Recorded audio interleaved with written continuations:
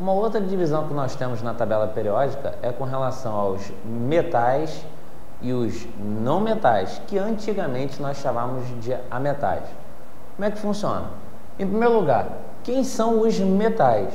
Os metais são elementos que possuem brilho característico, tendência de perder elétrons e bons condutores de calor e eletricidade.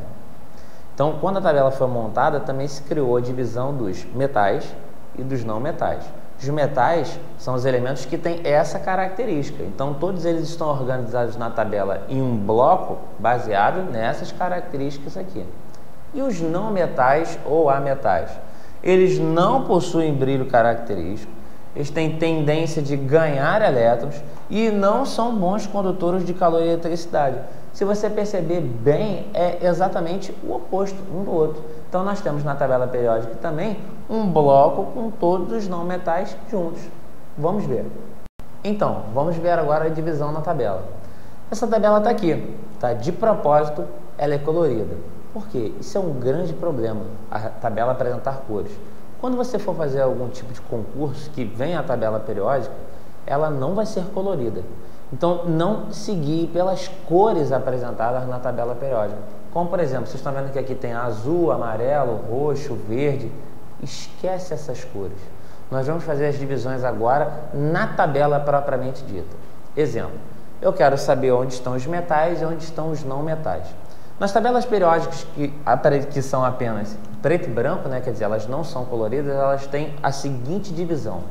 Aqui, nessa quina aqui, ó, vou marcar aqui, a partir daqui você vai descer um degrau. As tabelas que estão em preto e branco, vocês vão perceber que exatamente ali começa uma linha que é mais escura. Então, o que vai acontecer? Essa linha, ela está exatamente indicando a divisão entre os metais e os não metais. Então, olha o que eu estou fazendo aqui, ó. Essa marcação é a divisão entre metais e não metais. Então, vamos acompanhando aqui, ó.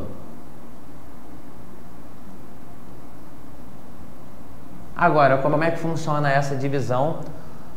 Os elementos que se encontram à esquerda desse degrau são os metais.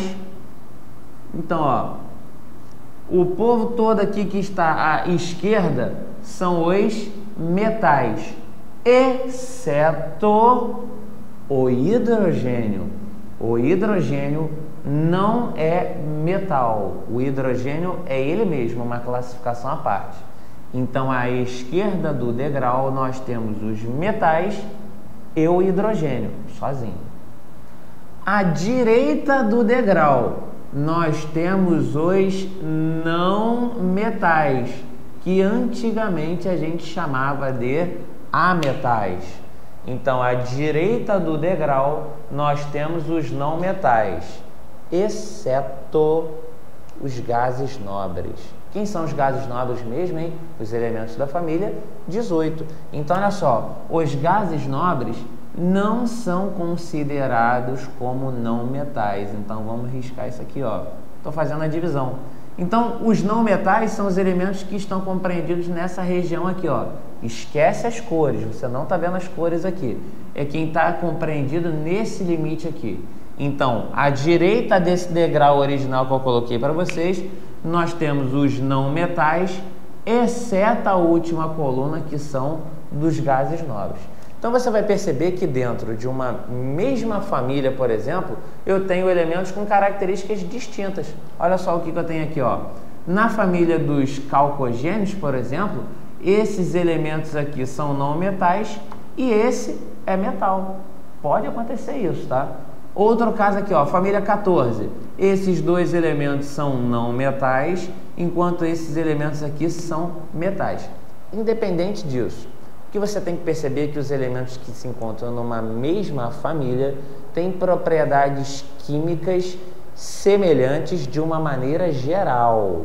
Então, os elementos de uma mesma família apresentam propriedades químicas de uma maneira geral semelhantes. Mesmo a gente tendo aqui essa troca de classificação, as propriedades vão ser semelhantes, ok?